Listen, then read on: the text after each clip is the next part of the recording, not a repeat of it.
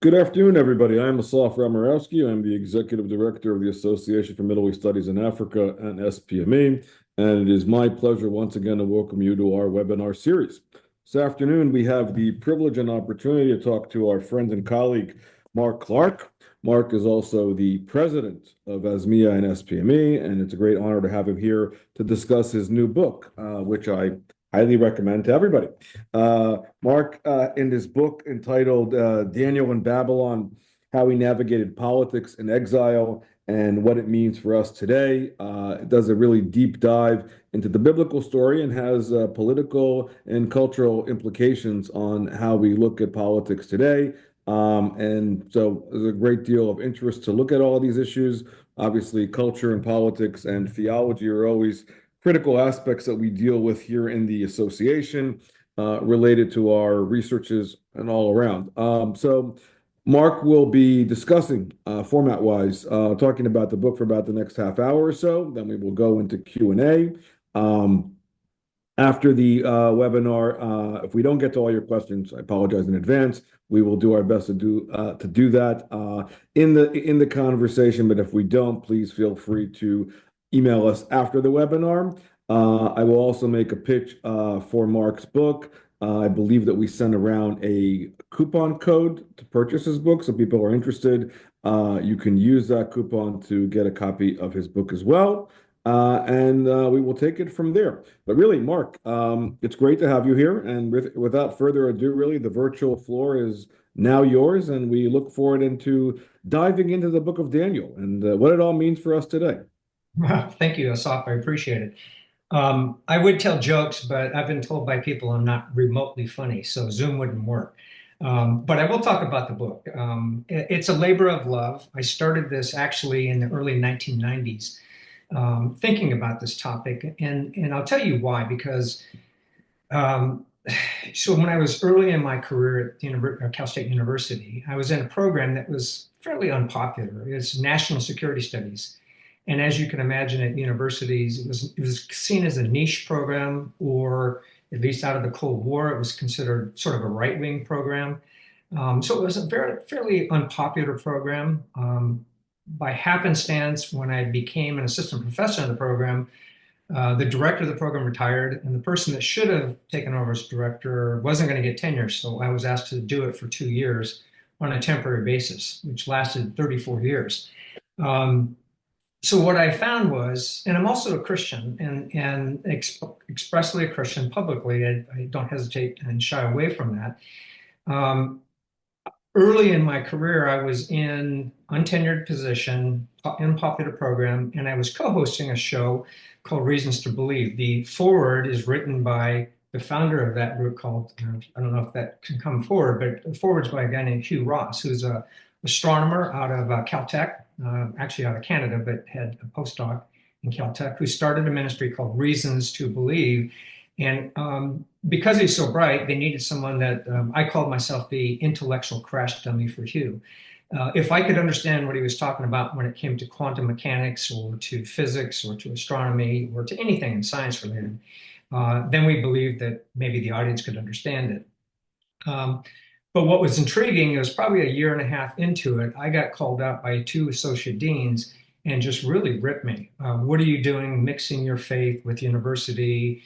This is not appropriate. This is, and honestly, I was, intimidated because even though I'm a former Marine and I'm pretty tough and things like that, the idea of being vulnerable in that way is pretty challenging, as you can imagine, at university. So for me, the timing was right. I got to do a study on the book of Daniel, 6 to 8 week class on how did he navigate politics? What were the things that he did that made him successful in two empires, becoming almost prime minister in both Babylon and then later early Persian empires.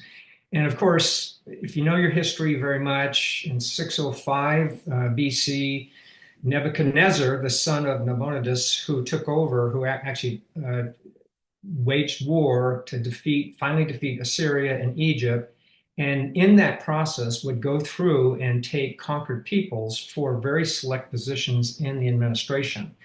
The previous dominant empire in that era, Assyria, had destroyed the northern kingdom of Israel, and their policy was radically different than Babylon's was. Assyria would actually depopulate the area of the vast majority of anyone and disperse them across their empire, and then bring in Assyrians into the region.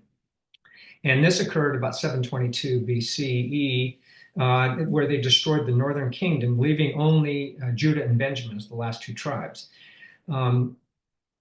Daniel is about 100 plus years later. He was probably born maybe 620 BC. We don't know for sure. There's no timestamp in the scriptures about when he was born. But we see him taken as a young man, maybe 15 years old, into Babylon, but to serve in the administration of it. They took, again, the elites of these places that they would conquer, the elite children, and impress them into service. Now, so I talk about that. I look at the prism of five appeals he makes, starting with very lower level officials. The first one is the chief of the eunuchs into the court of Babylon, where he was taken, probably force marched 800, 900 miles in the caravan back to Babylon, stripped of his ethnic identity. His name was changed from Daniel to Belteshazzar, his three friends that we know of from the burn and fire furnace. If you've read your Bible or heard Bible stories about it, they were all given different names. They were probably and most likely made eunuchs because both in Hezekiah's case and Isaiah, there's a prophecy to Hezekiah that because of something he did almost 100 years before, he allowed the Babylonian envoys then, who were a minor province of the Assyrian Empire, come and look at the temple treasures and look at the wealth of Judah. And the prophecy against him was that some of the people of your own line, your own descendants, will be taken and made eunuchs in the court of Babylon. So it's likely Daniel and his friends were these elite children, descendants of Hezekiah or the royal family, and were taken to Babylon.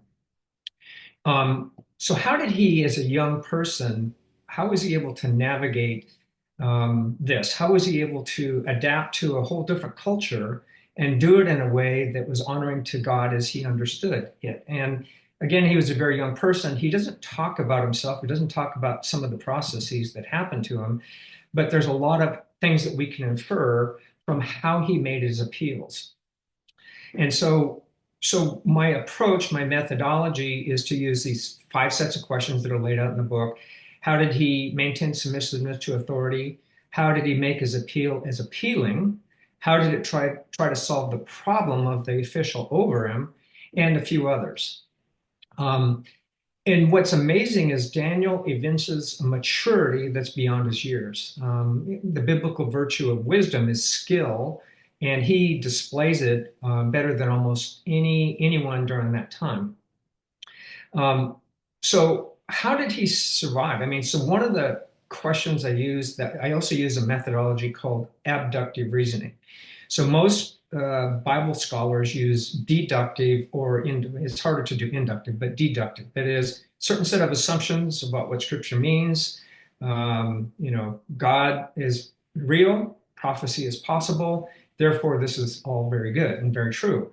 And that's fine, except that there's so many new secular scholars in particular, but also liberal scholars, Christian liberal scholars, not sure about Jewish, have called into question the whole book of Daniel, said it was written during the 2nd century BC, particularly during the reign of Antiochus Epiphanes, who was one of the Seleucid monarchs during the mid 2nd century, 174, 163, 164, something like that. Antiochus Epiphanes, up to that point, was probably the most heinous king that Israel had faced under foreign domination. For all that Nebuchadnezzar was, he wasn't portrayed unfavorably by the Jews of the time. But it led to the Hasmonean monarchy because of what Antiochus did. He was literally trying to kill off the Jewish religion, the Jewish practices, Jewish faith, dismantle the reading of the Torah, dismantle the temple worship, sacrifices, pagan sacrifices on the altar.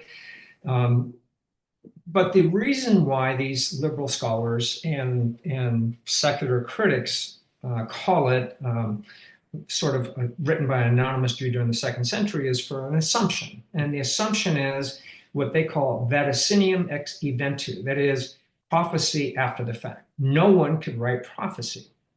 That is, they couldn't anticipate the future. That stems from an assumption, obviously. And so my whole approach to this book is, okay, let's look at, is the book of Daniel reliable? Was it written by a 6th century Jew by the name of Daniel, or was it written by an anonymous Jew during the 2nd century? And so the abductive reasoning approach, in particular, in general, you look for the best explanation. You look for the most reasonable explanation for it. You don't go in with a hypothesis confirming bias and only look for evidence that supports your assumptions about prophecy, about God, about the biblical literature.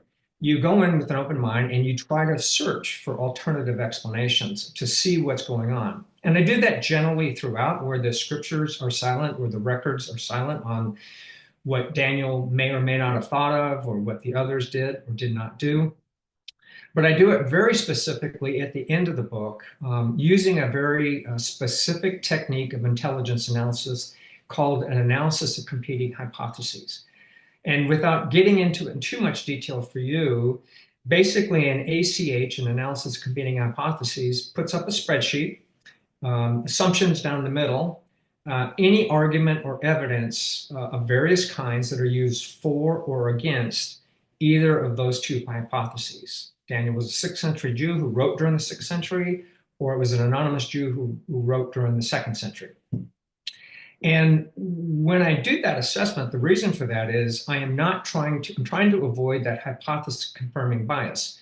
And the reason for that is to convince a skeptic that, there's a way to think about this that might be real, then you have to at least deal with the facts on hand and then face your assumptions. And the ACH is pretty interesting. The vast majority of the evidence is not in disfavoring Daniel's a 6th century author, but the 2nd century author. And then the vast majority of the evidence, in fact, favors a 6th century author. And you can look at it. It's a spreadsheet built into a table so that you could read it and review it. I thought that was most important because, again, going back to my earlier statement, when I was an untenured professor and I did this study on the book of Daniel, I trusted it as being accurate, an accurate reflection of what God intended through the prophet Daniel. And what's fascinating is, for me, and just so that you have a kind of a quick synopsis, I did this study over a number of times to a variety of audience, kids, adults, educated people, super educated, scientists, scholars, engineers. I've done it across multiple platforms. And in every time, most people come away with it with a higher view of the sovereign control of history that God has. I know I did, and it really affected my work ethic. One of the most outstanding features of this character, Daniel, is that he set a very high standard for righteous behavior. So much so that when he was persecuted, everyone went after him, the only way they could go after him was not for his work ethic, but for his faith, his Jewishness. And that helped me because as a Christian, I thought, okay, I cannot give anyone an excuse to attack me as a person, as a responsible scholar. I have to set a very high standard. I have to, and this is going to sound cocky, but I don't mean it this way. I have to outperform my colleagues. I have to outteach my colleagues. I have to do more research than my colleagues so that I could maintain my faith and not have them attack my work ethic. And it happened, right? And I will tell you an interesting story. At the very end of my career, when I retired, early retired, they threw a graduation party and they inducted me in the College Hall of Fame. That very college that was hostile to what I was early in my career honored the things that I was able to do. And I have to give credit to this book, to the actual book of Daniel. And so this is sort of a love affair for me to go in and find out, all right, what is the most reliable thing to think about with this book? Is it a genuine reflection of an actual historical figure and his narratives? Now, I will tell you the book of Daniel is not easy. For those of you who have read it, it's 12 chapters. Half of it's written in Hebrew, half is in Aramaic, or the Eastern Aramaic of the time. which was the lingua franca of Babylon, Assyria, and then other parts of empires. But it doesn't correspond to the actual first 6 chapters and second 6 chapters. The first 6 are what we call court narratives, that is descriptive of what Daniel experienced. And then the last 6 are apocalyptic or revelation chapters. And so for me, it was interesting to try to piece together what was the coherence, what was Daniel attempting to do? And there's a lot of answers to that, which maybe we can entertain in Q&A. But let me just give you, Asaf mentioned it, I bring in history.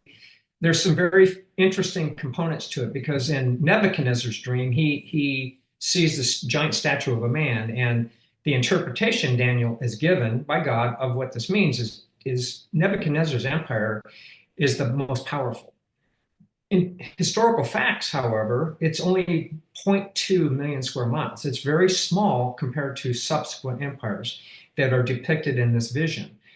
So Persia is 2 million square miles. It's an order of magnitude bigger, and yet it's described as being less effective, an empire.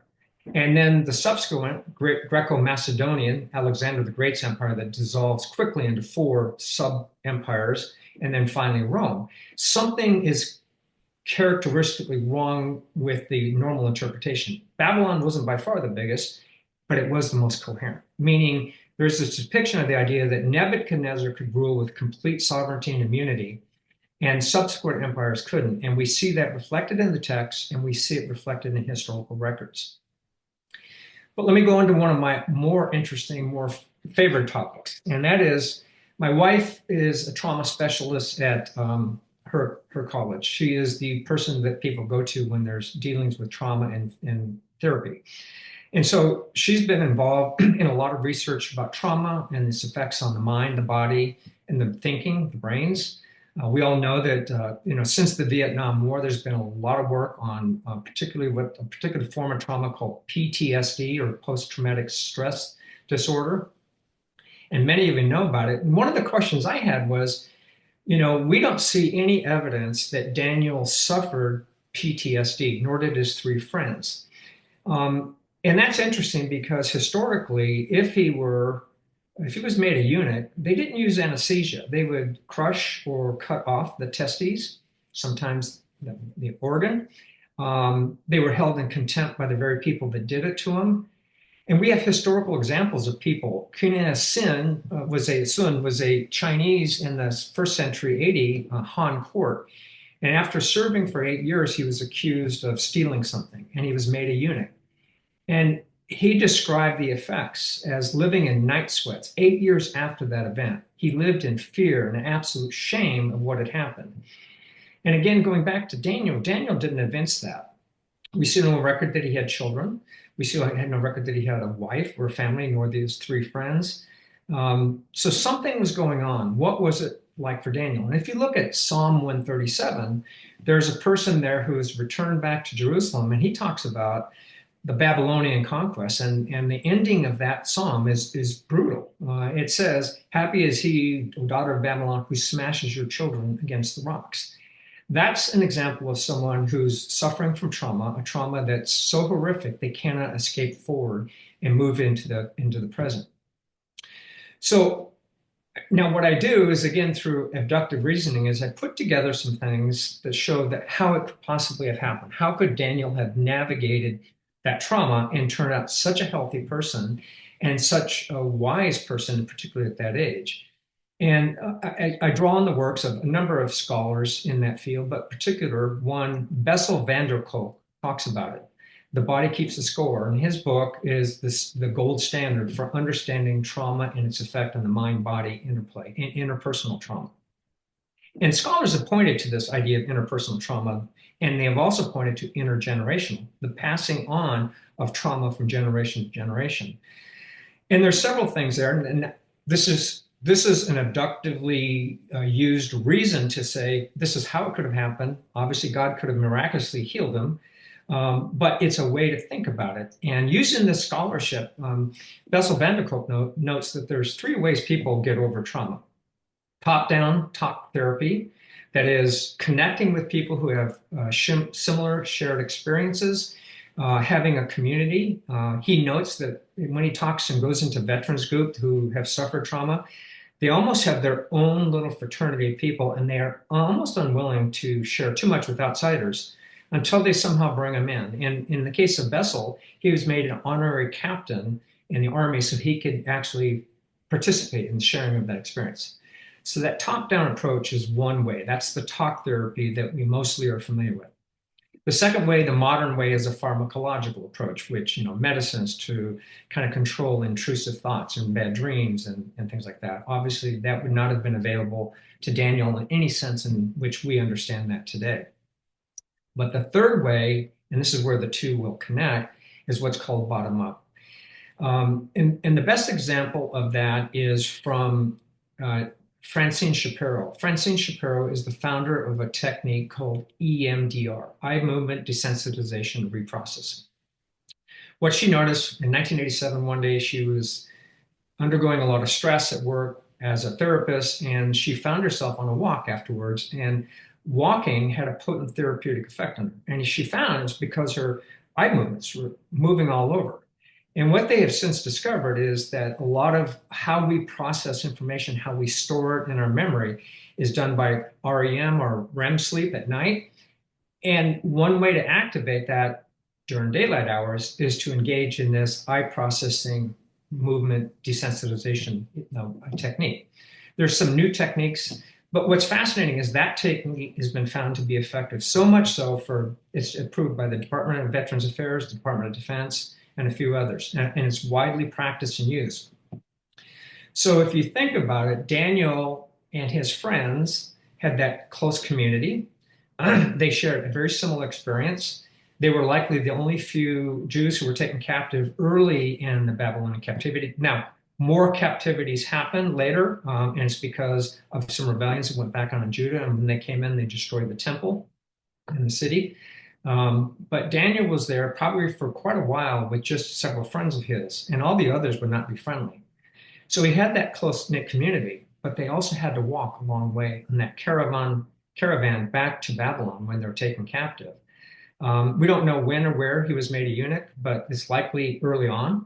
But that whole process of moving 900 miles in the northern route up the Levant, down Tigris Euphrates, down to Babylonia, would have taken several months, maybe 3.5, 4, and there would have been a lot of walking. And what Bessel van der Kolk notes is not only those two things. Now, he's not talking about Daniel. I'm putting this together about Daniel as a way of thinking about it. There's also this idea that you, the individual, have to take agency. That is, you have to take responsibility for your ability to move forward. And although Daniel never cites this passage, there's an intriguing passage in Isaiah.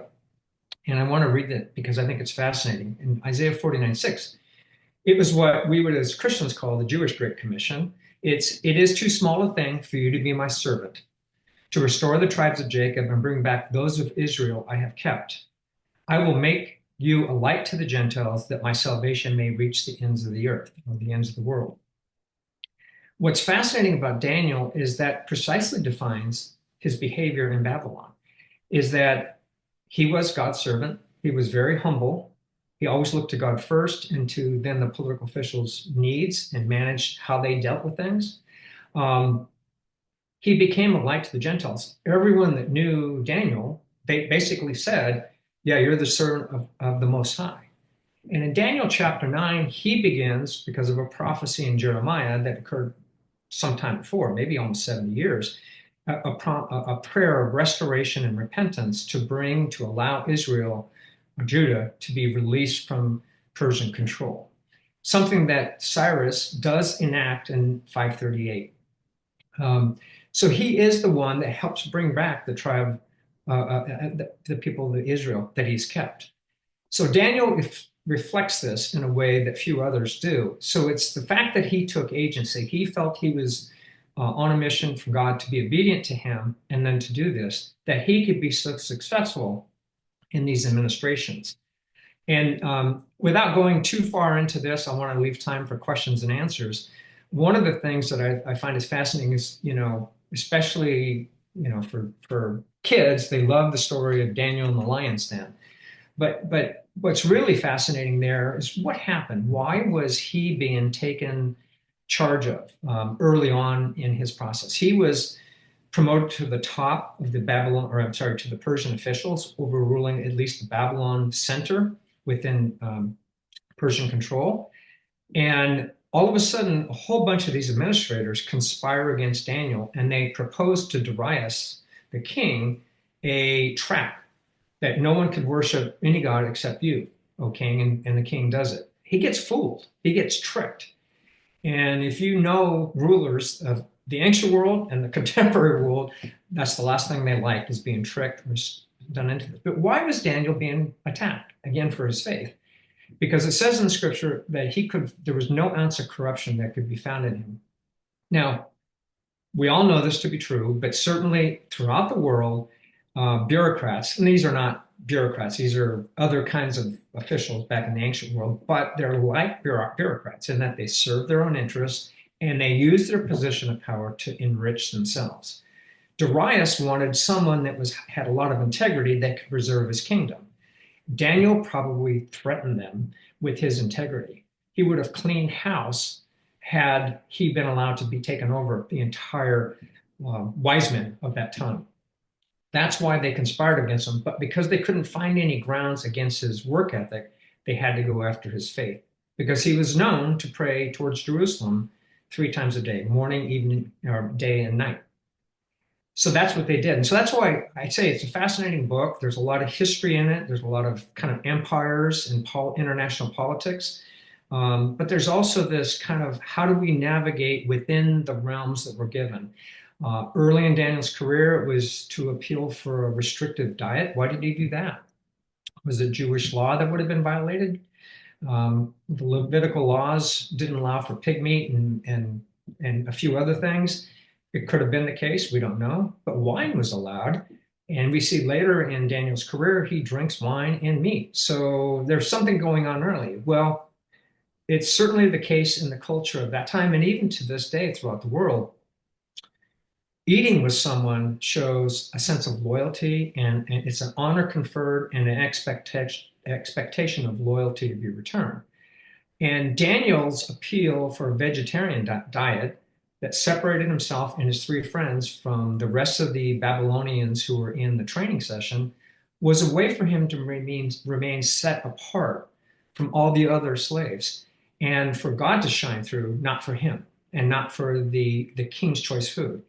It was a way to separate and have a cultural separation from the culture and the power and the prestige that went attached to that. So Daniel was humble and wise beyond his years, even from the very beginning, and he maintains that throughout. Well, I've given quite a bit. I've given a number of things. I know I probably have some loose ends. There's a lot of loose ends there, but I'd like to kind of pop it open and then let people ask questions and get a sip of water while they do. Asaf? Great, Mark. Thank you for that. Really fascinating tale story, and obviously it's a personal story for you. So I mean, it's amazing to hear this entire transformation and for sharing this story. I got a bunch of questions, and I know Alex also has a bunch of questions before we go to the Q&A. But let me, let me take the prerogative and I'll ask the first question, and then I'll pass it on to Alex as well. The chapter that was very interesting to me, of course, was your dissecting of the PTSD aspect. I mean, and obviously, the ability, to use religiosity and to parachute them into and the lessons we learn as far as contemporary aspects, especially when it deals with trauma. Um, you're a military person. You're an academic. You're kind of a scholar warrior in a lot of ways in all of this. Can you talk a little bit more about, PTSD analysis and really, when it comes to your own scholarship regarding how you've been, using, Daniel and your own faith as far as dissecting contemporary Middle East politics and larger regional national security stuff that you've dealt with as a result of that. I mean, all of us, in the contemporary sphere, obviously look at the current war that we're dealing with in the Middle East and the impact of PTSD.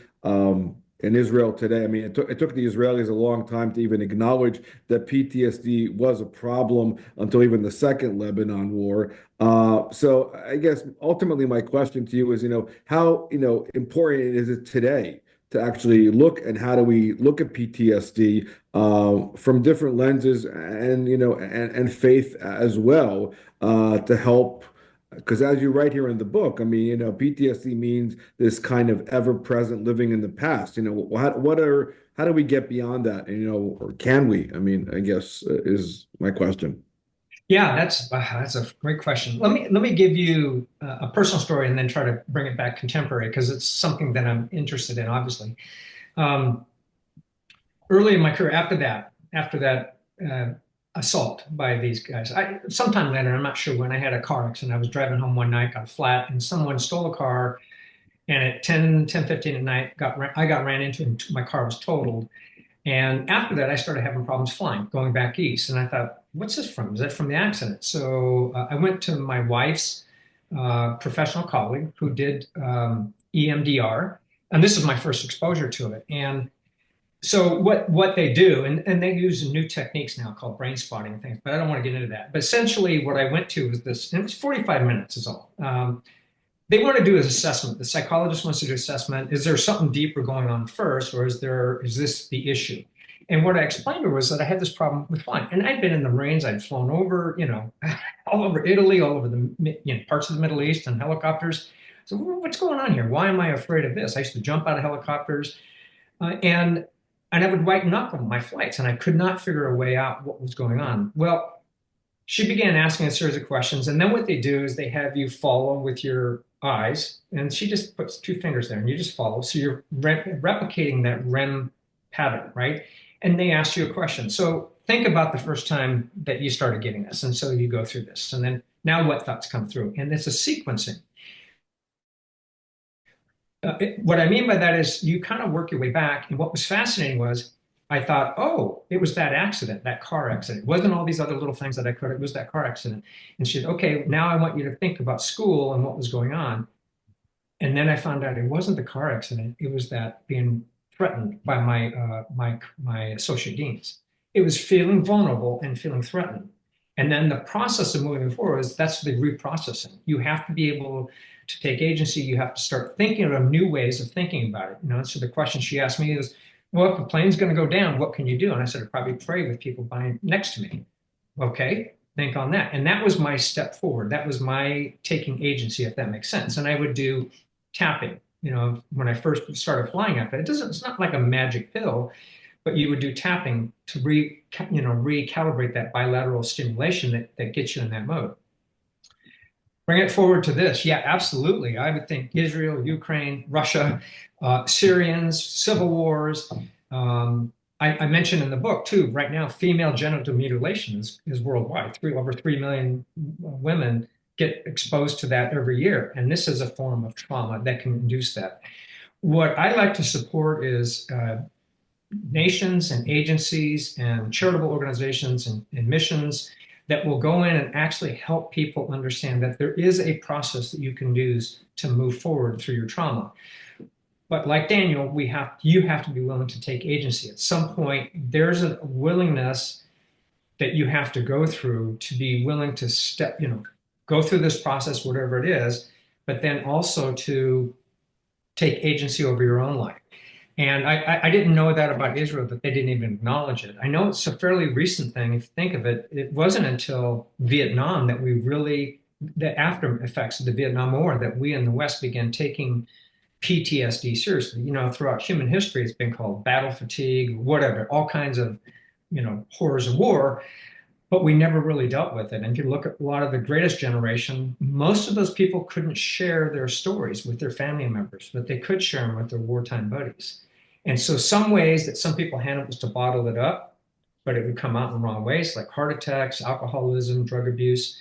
So I guess my point is that this is where countries that are like Israel, if they're willing to look at it, but also aid agencies, faith organizations need to go in and be able to help people. And I know there's groups around here, especially after all the wildfires that we had, that have moved in and are helping people navigate the trauma from those fires, having lost their home, their families, their heirlooms, everything else.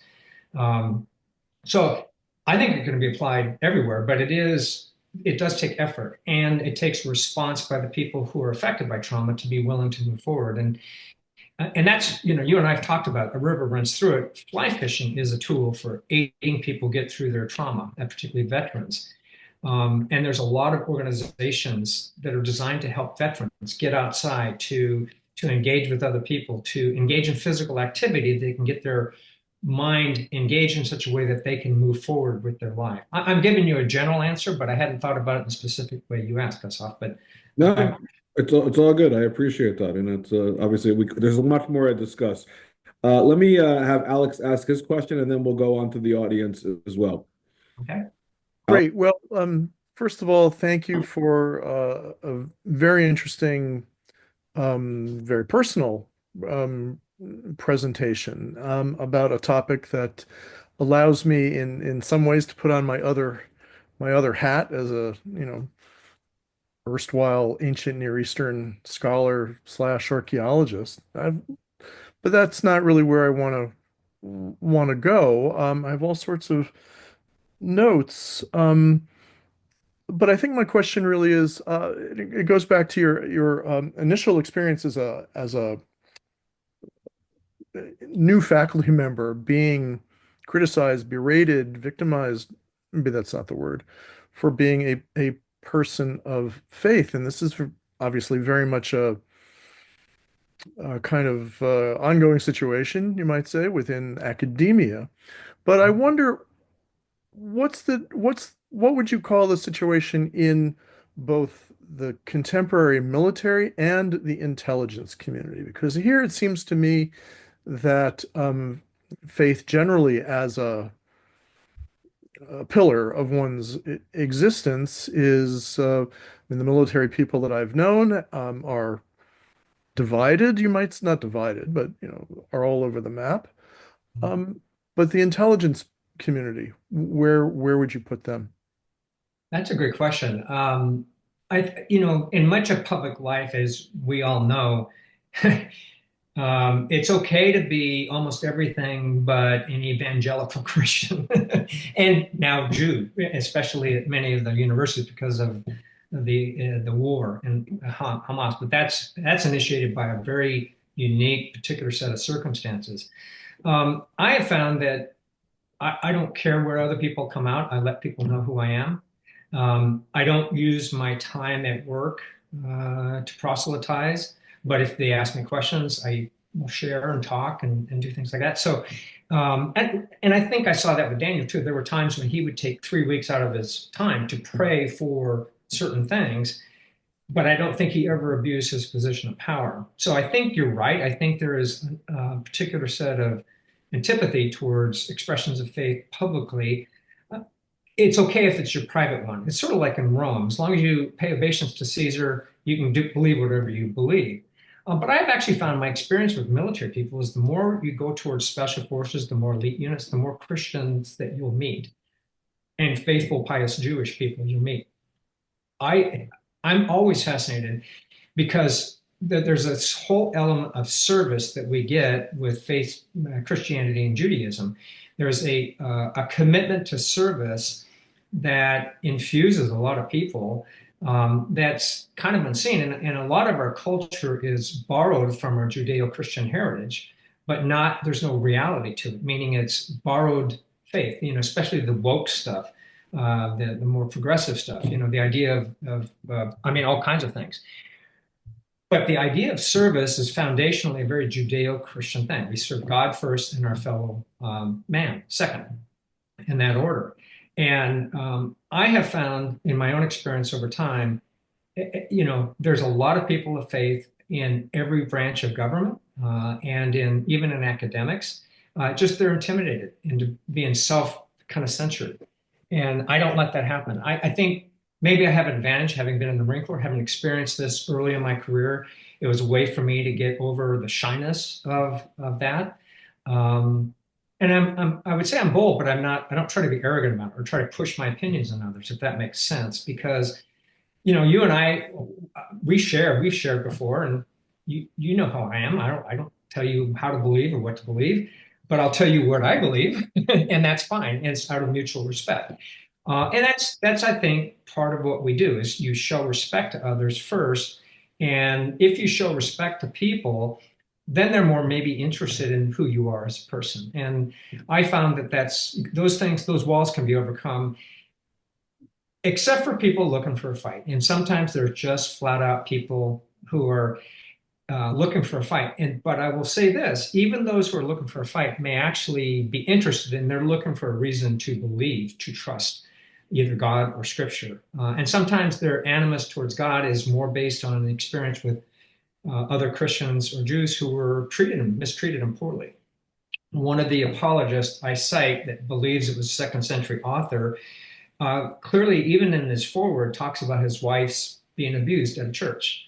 I don't know what that looked like, what that meant, but someone mistreated her. And so some of that animus stems from interpersonal failings of other people of faith.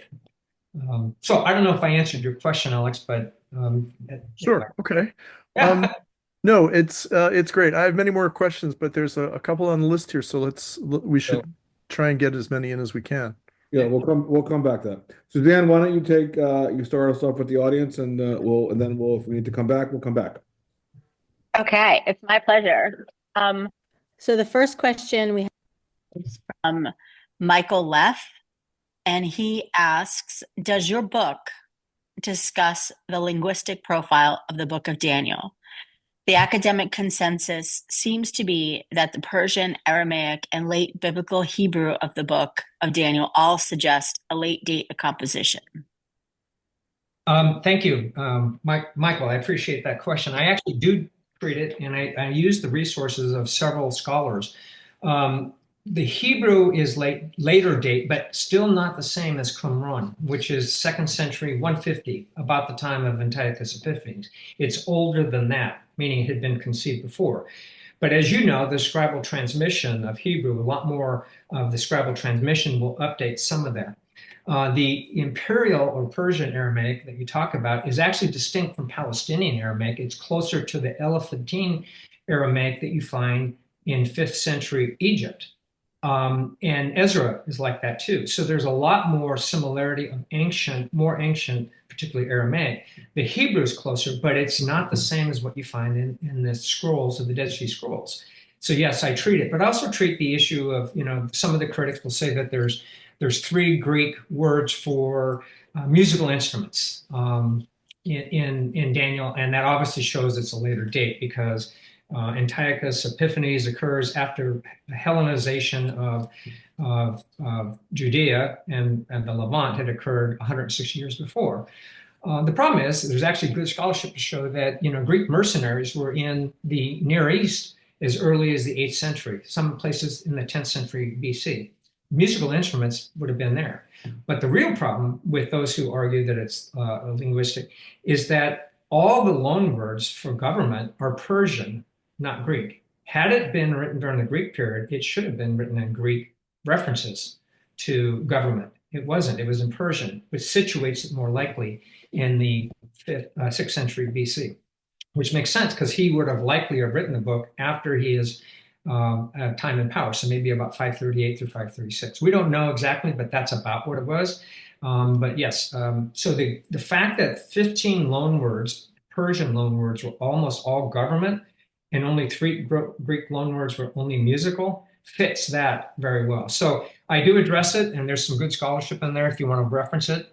Gleason Archer, an Old Testament, he's a deceased scholar, spoke 35 active languages and about 10 ancient languages, including Imperial Aramaic, Hebrew, Palestinian Aramaic, I think Hittite, Sumerian, Akkadian, and a couple of others. So I use his research. I also look at too, and if you're interested in this, is the Jewish understanding of the process of canonization. That is, how did they go through and determine, the Jewish scholarship determine what was part of the Tanakh, the 22 or 24 books of what we call the Old Testament, the 39 books of the Old Testament. And that process is laid out in there too by a very good Jewish scholar. So I encourage you to look at that as well. But he believes that the whole process of canonization could have occurred as early as before Qumran. So take a look at the research and see what you think. Terrific, great answer. Okay, the next question we have here is from ASMEA Vice President, Dr. Robert Lloyd. And he asks, how did Daniel deal with the challenges facing him, but not become bitter towards others? That's great. I think it was because he had a very strong commitment to his God. And, part of the Judeo-Christian heritage is when you're loyal to God, and you're a servant in his kingdom, as we understand it over time, your life can become forfeit at any time in the service of God if you literally really obey God first and human second, and that is your priority. The reality is your life can be forfeit in the service of that. We've seen it throughout the Middle East, with Christians being beheaded. We've seen it with the attacks on Jews. We've seen it with people attacking throughout history. Daniel, I think, had a singular focus on God's kingdom purposes for his day and his ability to take agency, to remain that light to the Gentiles that he saw in Isaiah 49:6, gave him the strength to be that way. But he also had his friends who could pray and commiserate together.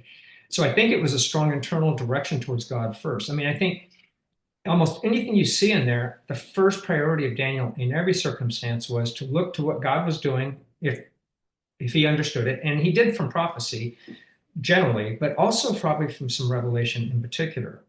And then he looked to the intentions of the political authorities second, or later we'll see in the book of Daniel, celestial authorities. What were they intending? For example, Nebuchadnezzar had this dream and it scared him. And a lot of scholarship believes, did it in his mind threaten his empire? And Daniel had a genuine desire to try to understand what the king's dream was, but he had to go to God to get the dream and then to get its understanding. And Nebuchadnezzar is willing to wipe out all the wise men of Babylon because he really felt like they were out to manipulate him, like the deep state of any day, right? The deep state is always a problem. It wants to run things according to its rules to preserve their power. But I think Daniel remains set apart. Look, Robert, that's a great question.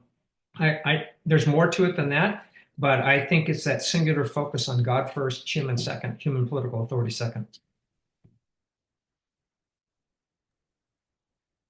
Thank you. Okay, so if anyone has any other additional questions, please feel free to type them in the Q&A. We have a question here from Bill, and he writes, in terms of court officials' conspiracy against Daniel, tricking the king, can't it be easily explained by jealousy? In ancient China, there was a long tradition of officials ganging up on competent, successful officials and getting them killed or exiled, often by making false accusations to the emperor. Yes, I think that's a base. It's very good, Bill. Thank you. Yeah, absolutely. But I think in the case of Daniel, there's more to it than that. I think he was so highly competent. I don't want to bring it to contemporary times because everyone's going to be on different sides with those. But he's trying to make Daniel was going to make the empire run more efficiently. In fact, King Darius, especially in the text, said he wants him to run it so that he doesn't suffer loss.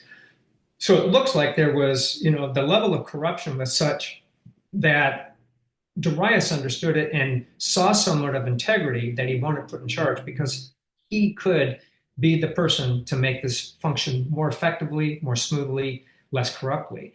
And I think, yes, jealousy, but also a fear. I think there's a fear. Yes, it could have been jealousy. Who's this outsider? Who's this Jew that gets to run us? We're the Magi. We're the Persians. We're the nobles. Well, but I think it's also something else. I think there was a threat to their rule, to their profitability.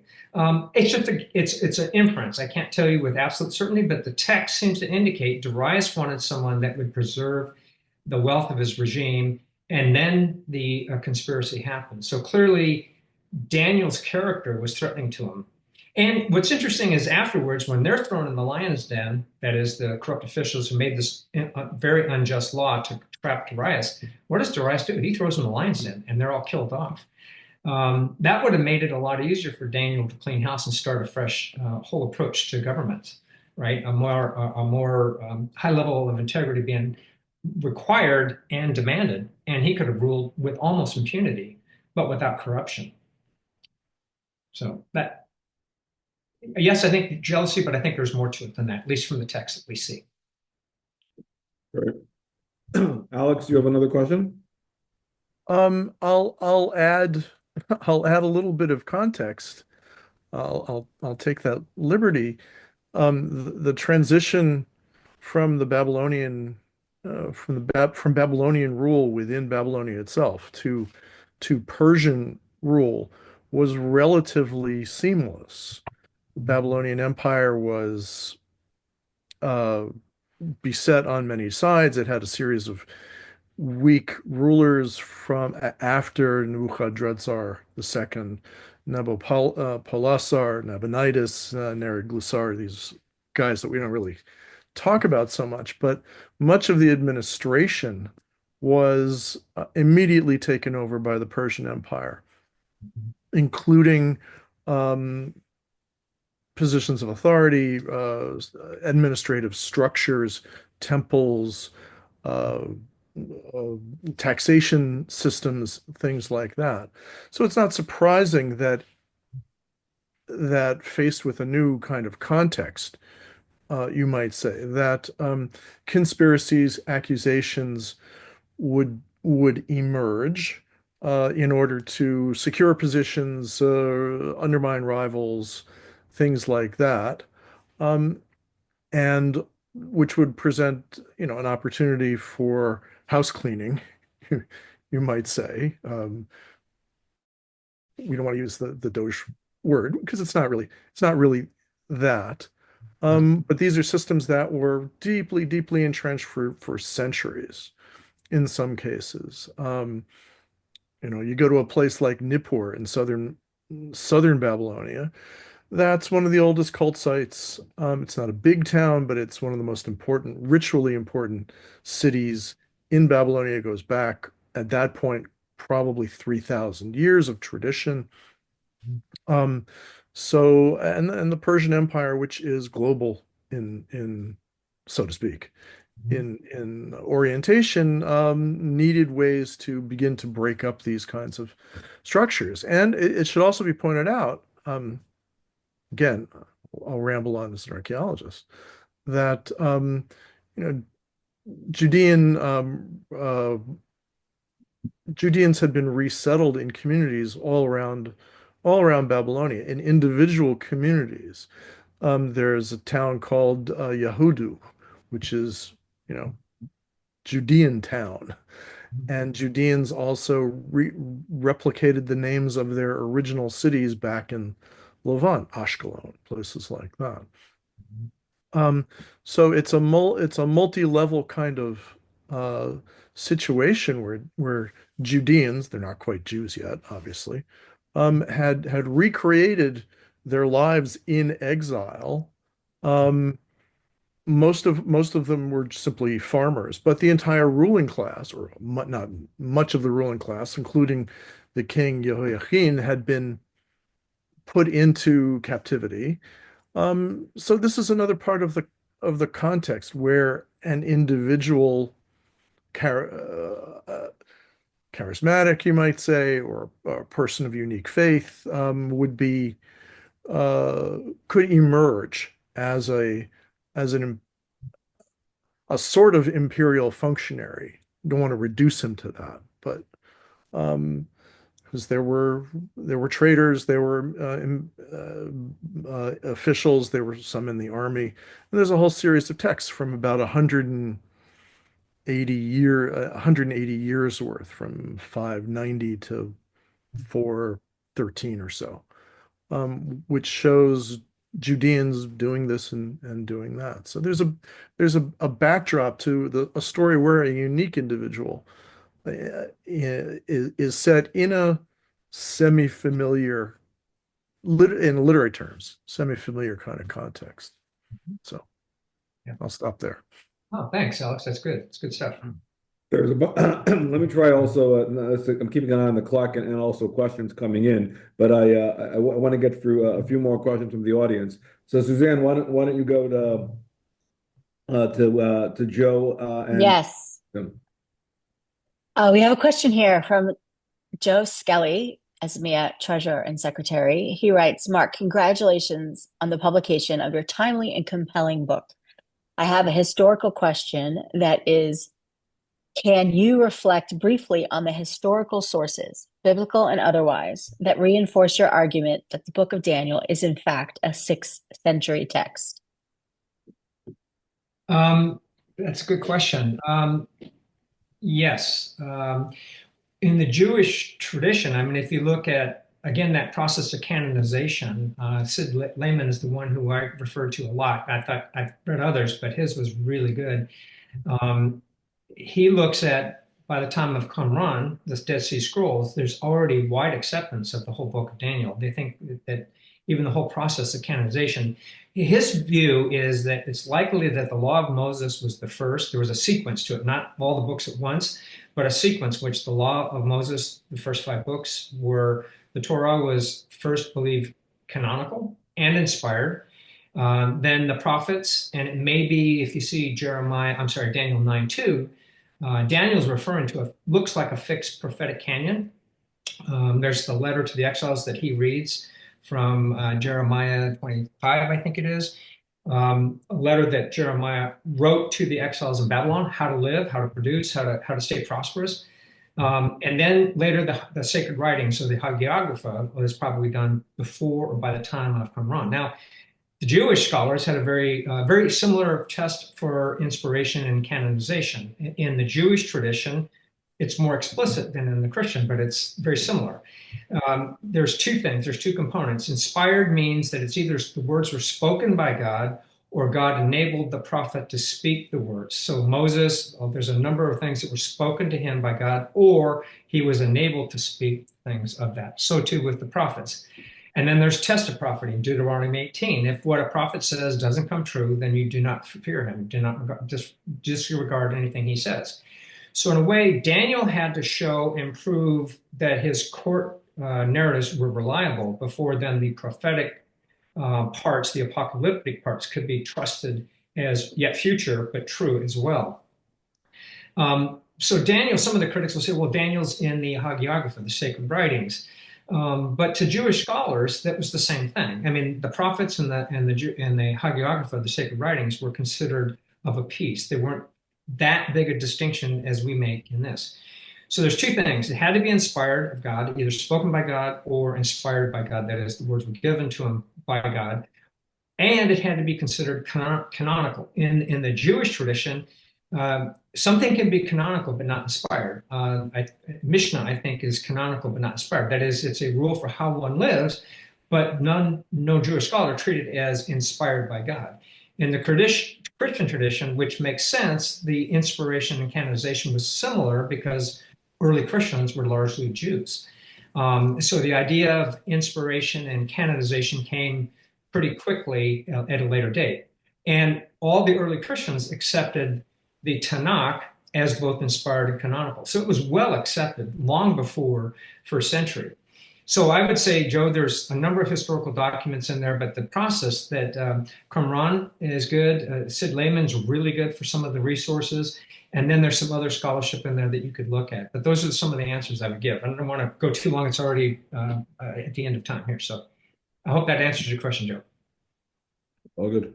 He says, yes, it's an inspiring reply. Thank you, Joe. All right, so I think this is going to be our last question. It's from Shmuel Sandler, and he writes, his question is, he missed the beginning of the lecture, but he asks, is the book of Daniel a text of how Jews should survive in diaspora? That's an excellent question. And I will tell you this, Shmuel, thank you for the question. I will tell you the book of Daniel has inspired many people living under oppressive conditions, not just Jews in exile. But for example, when I was reading through a lot of the literature, There's a lot of people that noted a lot of the Koreans used the Book of Daniel, how to survive under Japanese occupation, how some Chinese Christians learn to survive under Japanese occupation. So yes, I think it can be how a way to think about it. And it's not the only way. Don't get me wrong. The book that I'm dealing with the Book of Daniel, is not meant to be a robust political philosophy. It's the life of one person, how he thrived and not only survived, but thrived in hostile political conditions. So in one sense, it's very, I don't know, inductive. There's just these 5 examples of what Daniel does and how he navigates it. Maybe, like a lot of the wisdom literature, it's not a formal political theory. A lot of the wisdom literature, how to live, how to worship God, is more ways to think about it. I would say for people of faith in the Jewish and Christian traditions, yes, I think Daniel gives us ways to think about it, how to live. And in many senses, we all live in exile, political exile. We don't get all the choices that we want. In fact, I think we overrate free will in many ways. The circumstances in which we're born, the countries in which we live, the nations at war that go on are not always of our choices. And so definitely Jews in diaspora have fewer choices than many. But Jews throughout history have survived. I mean, it's been amazing to watch, and why I like partnering with both ASMEA and SPME is I feel it's incumbent upon us as Christians to support our Jewish brothers and sisters, because it's important, going back to Genesis 12:3, but also bringing forward to the threats of persecution of Jews throughout the end of history, in which comes out in the Book of Daniel. We should be allying ourselves with them. So I don't know that I've fully answered your question, Shmuel, but I've tried to give you a sense of where I would take that. Great.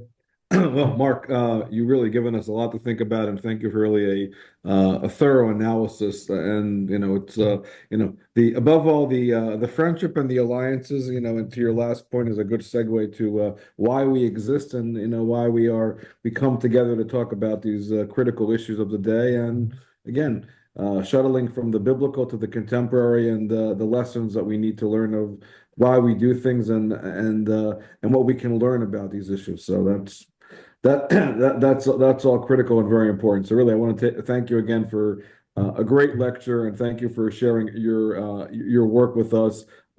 As always, I want to thank my colleagues Alex, Suzanne, and Emily for joining me this afternoon. For everybody who joined us again for today's webinar, be on the lookout for future webinars. Also, you will receive, if you're interested, a coupon to Mark's book. If you're interested in purchasing it, I'll make a pitch going forward. Mark is working on a roundtable at our upcoming ASMEA conference in November. So if you liked what you heard today, and there's a lot more to discuss, come and hear him live in Washington in November. And beyond that, I wish everybody a good day, and we will talk soon. So thank you again, and have a good day.